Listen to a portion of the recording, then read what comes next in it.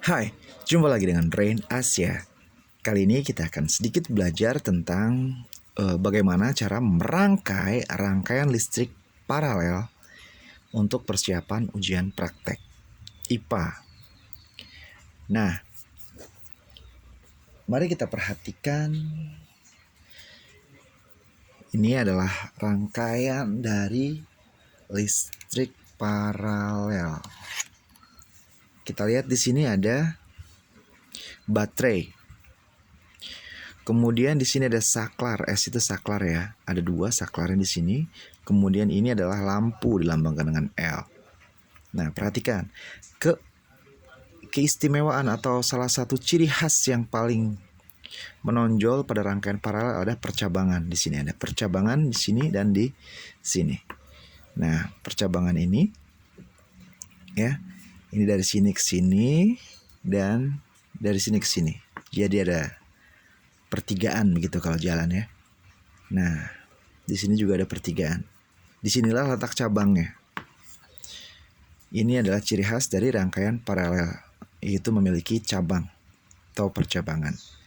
Kemudian mengapa saya tuliskan 1, 2, 3, 4, 5, 6, 7, 8. Nah, saya kira ini adalah karena kebanyakan untuk melakukan ujian praktek itu kabelnya untuk mempermudah pemasangan menggunakan ini dia kabelnya, itu kabel yang sudah diberikan mulut buaya, sehingga untuk menyambungkan komponen satu dengan komponen yang lain itu menggunakan ini mulut buayanya ini. Jadi nanti semuanya akan dihubungkan dengan cara memencet ini mulut buayanya, sehingga bisa terkoneksi atau terhubung dengan komponen-komponen yang lain. Oke. Nah, kalian harus ingat untuk yang paralel, karena kita akan membuat percabangan, maka kalian harus merangkai dengan baik. Ya, di sini ada saklar, lampu, kalian hubungkan terlebih dahulu. Nanti dari saklar akan bertemu dengan percabangannya ini. Kalian juga harus berikan atau hubungkan dengan, ya, mudahnya kalian buat nanti seperti ini. Di sini ada saklar, di sini ada lampu, begitu kan? Nah, ini yang kabel yang 3. Di sini kabel yang kedua kan ini, kabel yang satunya ini.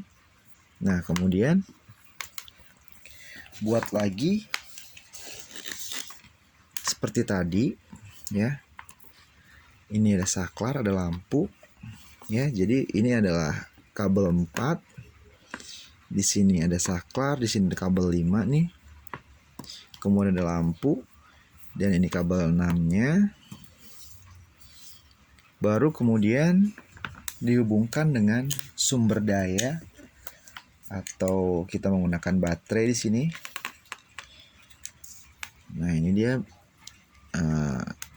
kesulitannya hanya satu, yaitu licin ya. Ininya licin. Karena licin, jadi kalian besok atau lusa harus bersabar untuk dalam mengkoneksikannya.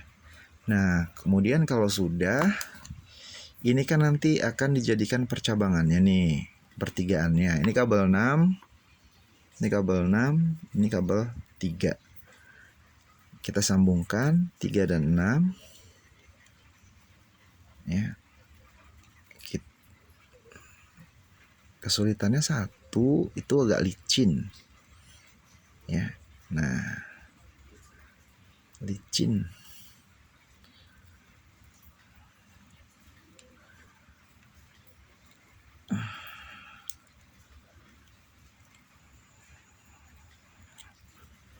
Nah, ini udah dihubungkan. Kita juga akan menghubungkannya dengan sumber daya atau baterai, sehingga terjadilah percabangan di sini kan. Kita ulang yang di sini juga untuk kabel 4 kabel 1, kabel 4 dan kabel 1 dihubungkan juga dengan baterai. Aduh, ini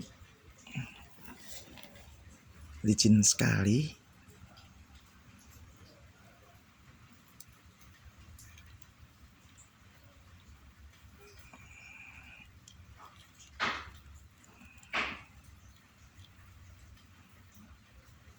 Kita hubungkan juga.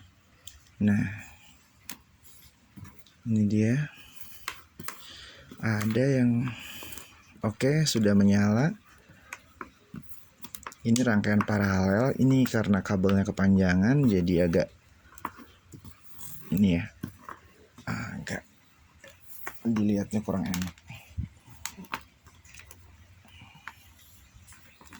ya. Ini dia.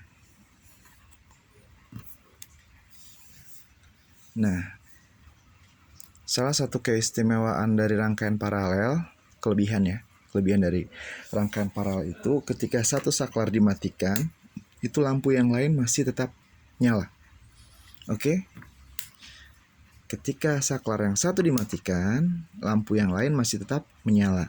Nah, ini juga mengapa yang digunakan pada instalasi rumah, kelistrikan di rumah itu juga menggunakan rangkaian paralel.